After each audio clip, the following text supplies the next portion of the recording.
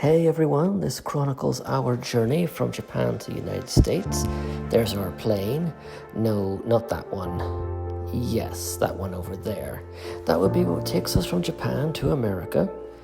It was dark by the time we got going in the end. As you can see, it was pretty dark outside, but that was our last look at Japan before we were flying. It was a long flight, so we slept most of the way. As you can see, we were greeted with beautiful mountains. Whenever we finally arrived at the United States, this was quite a really nice sight, and I was happy to see it. We got to America, no mistaking it. Pretty pleased to be able to get there, and there was no trouble. Quite a lot of people going, actually. We got through security. This polite gentleman let us by with no problems. But we weren't long before we had to fly again, this time from Seattle over to Washington on the other side. Another pretty long flight, actually.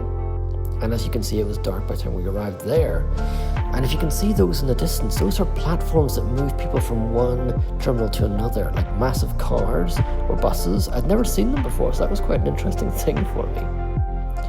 And it wasn't long until we finally arrived at our new house, and I can say I was very impressed.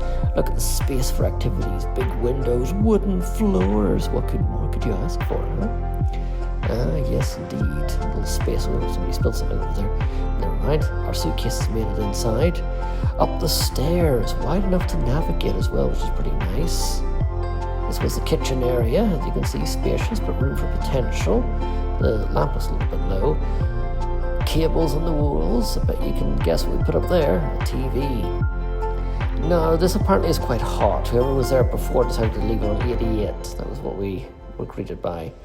And here are our bedrooms, or, well, one of the rooms.